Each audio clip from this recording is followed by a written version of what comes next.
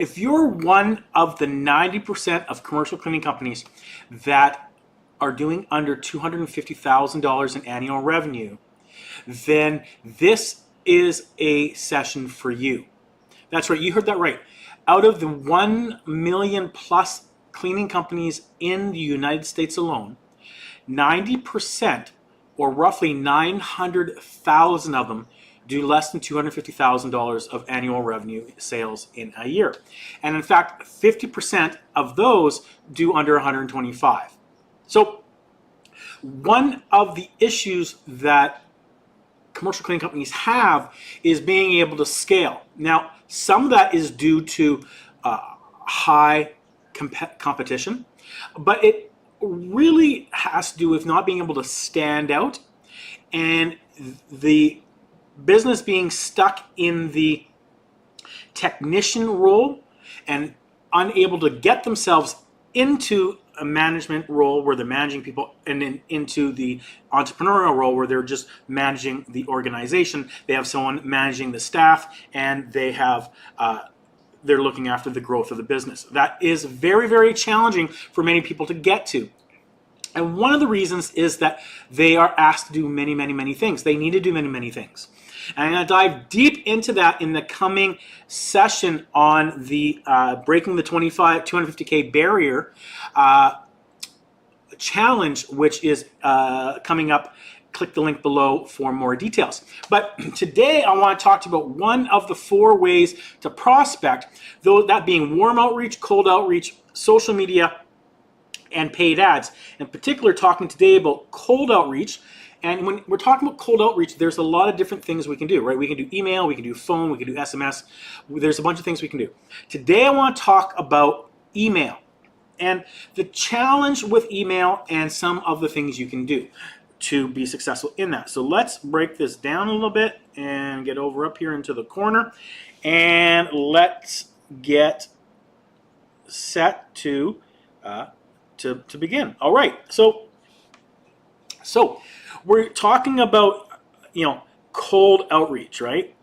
But particularly we're talking about cold outreach with email. Now, one of the challenges that I had for many, many years is being a B2B, business-to-business, outside salesperson. That's where I started. I was very used to walking in and just blabbing, right? I knew where I was going. That was very, very, very easy for me. I could tell by body language. I could tell by different things on how someone was being receptive to my messaging. And if I didn't email, it was to a customer, maybe the odd one asking for a meeting, something like that. But that wasn't my forte. That was my B2B outbound approach, as is for a lot of people. The challenge I had is when I started to have to do things digitally, as many of you do, and it's because you can scale fast, you can reach more people by doing cold outreach and things of this nature. So now all of a sudden I had to do outreach by word only. And being someone that dropped out of school and went back and got my GED, and then later on went and got a 3-year marketing diploma at University of British Columbia. But I bypassed a lot of the stuff. So I knew basic English and all that stuff, but how to formulate words and how to have copy, if you will, copywriting. The better word for that is sales copy. How to write things that resonated with someone was not my forte. This is something that I really, really struggled with. In fact, I used to think that I could just write anything down, send it off, and I should get instant results. But that's not reality in the digital age. You have to kind of know what you're talking about. And when I say talking about, I mean you have to have a set structure in order to get someone to even open up your email and then get them to click it and then to engage, hopefully respond, right? So there's a bunch of different things that you need to do, that we need to do, that we need to learn. And this is where it becomes very, very challenging. So the one thing that we want to make sure we know and understand is that we want to have a database when we're doing cold outreach, email in particular. We want to have, somewhere between 5,000 plus, right, of of leads. Now, anything less than that, it's possible, but you want to have a bare minimum of at least 1,000 plus. But really, you want to have 5,000 and even really 10,000.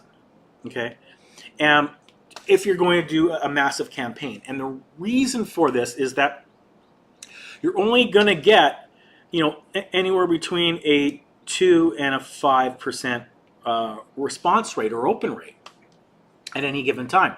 So it makes it very challenging if you're just get a list and you're in a small area and you're doing it to 300 people, what have you. Now, if you are doing it to 300 people, 100 people, 200 people, then you having and spending the time to be highly, highly, highly personalized, maybe looking at their website as an example, looking at their operations, whatever, being as highly personal as you can and having that personal outreach, maybe a picture of their website, maybe some diagrams, maybe send them a quick video on how to improve their website or whatever, whatever it is that you're doing, something high touch, that would be very, very possible because you've clearly resonated with them and you're speaking directly to them. When you're doing a mass cold outreach, you need to have a large database or need to be highly, highly personalized. And that's very time consuming. So you want to have that database. Now, we look at the main thing is the subject line, right? The subject line is the book cover, right? A lot of people judge a book by its cover, right? So how many times have you been to the local bookstore? I can speak for myself, and you see a book, you pick it up, I go like this, and I don't even know why I even picked it up. Something drew me to pick it up, and I put it right back down. It's very hard to capture my attention, but the book cover itself grabs me to look at it. And then I open it up, and I don't know where to start, where to begin. Maybe I look and read the back cover, and maybe it draws me in. Sometimes I don't. There's no real rhyme or reason the way I do that. But my point being is the subject line is the book cover. It makes you pick it up. And what we're not wanting to do here, and this took me a long time being a B2B outside sales guy and learning and testing and practicing, what we don't want to do is do not try to sell. Okay? Don't try to sell and don't try to bullshit. Okay? No bullshit allowed. What do I mean by bullshit? Okay, I get emails all the time, and I was going to do one as an example, and I decided not to. I wouldn't have said who they were, but I decided not to. It's a random. They're using probably something like Instantly or something, and they are reaching out to me and saying, "I'm very impressed with your bio, blah blah blah." And I just know by being in it that it's disingenuous. They haven't looked at it because they're not even specific. It'd be one thing to be specific and say, hey, looked at your LinkedIn profile, very, very intriguing that you used to work with this company and then you worked for this company, and it's obvious that you have the experience necessary. Okay, that, even if they could bullshit that, I might buy and go, oh, okay, right? Like this person spent some time there. There's effort there, right? So don't try to sell. Don't try to bullshit. So don't try to say, oh, I looked at your profile and it's so impressive, if that's not the truth. Okay, so don't try to sell, don't try to bullshit. So we get rid of this. So what do we want to do with the subject line? You don't want to be wordy. You don't want to say, make it salesy, okay? All we want to do is we want the recipient to open it. That's all we want. And the way we do that is curiosity. Okay? And curiosity. Okay? We have to make it curious for them to want to do that. Now, we are getting somewhere between 40 and even 60% open rates And then the response rates and all that stuff is a different topic. I'll get to that in a sec. But these what I'm telling you work, right? So in the subject line, you could have, and does work really well, is curious. Okay. Learned that by a guy named Austin. I can't remember his last name. Curious works really well. The name of their company. So, their company name. That works really well.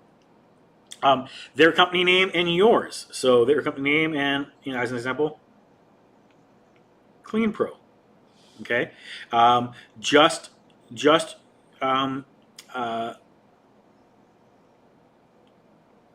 wondering.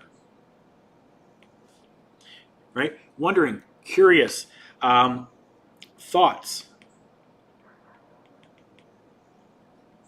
Okay. So these are things that draw curiosity. They're also things that a newbie, that a cold outreach doesn't normally have. Cold outreach usually has something like, do you want more leads, right? Do you want more leads? As an example, right? Someone looks at it, right? There's not a lot of curiosity. They know it's salesy. They get their salesy back up. It's just human nature. It's very irritating to me as well. But I do it as well. I get irritated on that stuff, and it irritates other people. Don't know why it does. It just does. It's human nature. So people aren't going to open it. So we want to have this in the subject line. All we want them to do is open it. Okay, that is the goal. If you're trying to sell a book, you want someone to pick it up, right? And then the size, the texture, the thickness, what's on the back, the blurb, any testimonials, whatever that might draw us in. We open it up, maybe the font, the layouts, all these things, right? But we don't even have a chance to sell them that book if they don't pick it up. We don't have a chance to get a meeting with them if they don't open up the email. Now, it has to go into their inbox, okay? And that's a skill set in itself, but a different topic for a different day. So we want to have a wide list. 10,000 would be ideal. More than that's ideal, but 5,000, 1,000 on the worst case scenario. We've done things for customers that they're in small areas. It's 140, 200. It's just too small, and it's very, very challenging. Thus we have some stipulations in play now. So that's what you want. Now this has taken a long time for me to get to figure out. I was guilty of not even thinking about the subject line. Just, hey, whatever came to my mind, boom. Took no care. And it wasn't that it took no care. It was no care, but I didn't realize it had to be, because I was so used to just showing up, meeting someone, seeing them in person. Hey, how you doing? Being able to connect with them, being in front of someone, and that energy and the dialogue and the communication and stuff is, there's nothing beats it. But when you're doing copywriting, which is what we're talking about here, okay, copywriting. The real name of this, right? Copywriting is misleading. Copywriting makes me think of copywriting. Don't steal the content. That's what that makes me think of. But what copywriting, another word for copywriting, or this one I'm speaking of, what it is, it's just another word for sales copy, right? It's the words we use. Right? So when someone says, your copywriting or your copy, they're talking about your sales copy. They're talking about the words you use. And getting someone just to open it up is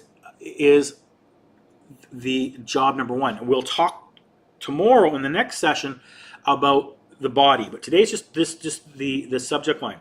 Now, the other thing that we want to do is you want to do A/B testing. Okay, and if you don't know what A/B testing is, you're going to want to learn that. You're going to want to know it. I didn't put any weight into this for many years, all to my detriment. A/B testing is you have the email to go out, and you have subject line, let's say it's curious, and you have the exact same email. You can change the body, but we'll talk about that tomorrow. So let's say you have the same email, hi Aiden, blah, blah, blah, blah, blah, blah. Okay, they're exactly the same. But the subject line is, on one subject line it says curious as an example, and then you have the second email and it says wondering. And you have a third email and it says thoughts. And let's say you have a large database, so let's say you have 10,000 people, it's going to send it off to 100 or 200 or 300, but say 100, okay? And what it's going to do is it's going to send off 30 on email A with thoughts or with curious. Then it's going to send 30 on email B with wondering in the subject line, and then it's going to have email C, which is thoughts. So it's going to send 33 of this one, 33 of this one, 33 of that one, and then it's going to say, okay, 20 people, 20% open this, 18% open this, 16% open this. This is the better email. Now, on something that tight, they're all good, right? 20, 18, 17, they're all good. But if you're testing really large, let's say you had, 1 million emails or 100,000, you tested it with 1,000, okay? Then you would start to get, a wider margins. You'd get 33% open rate on this one, 17 on this one, 18 on that one, and this one would stand out as the better one. So the wider you're sending, the more people you're sending off to, the more you can clearly define which subject line is the best. But if you are on a smaller scale and it's close, 22, 2017, 18, then all three work. So, remember that, but go with the higher one, but the second and the third are not bad either. So you want to be A/B testing. So this is important to remember. Now, we are going to do a deep dive in the breaking the $250K barrier, which commercial cleaning companies have, right? 90% are under $250,000 per year. So we have a challenge coming up, details in the link below. And that is, we're going to talk about 3 distinct things that to help you get meetings and get in the door. And then we're going to have Joel Craddock, owner of Dock Facility Services and Master Trainer ISSA, and he's going to talk about the walkthrough. And it's from 1 to 5 p.m. and we're just throwing massive amounts of value at you. And we have very, very small charge for it of $47 because we know that those that pay attention, and we want those that are committed to wanting to grow their business. So it's a small investment on your part and high value on our part that you're going to get. And then you're going to have an hour and a half to 2 hours of Q&A for those that decide to do the upgrade for the VIP at only $97. So click the link below, find out more information, and I hope you found this of value.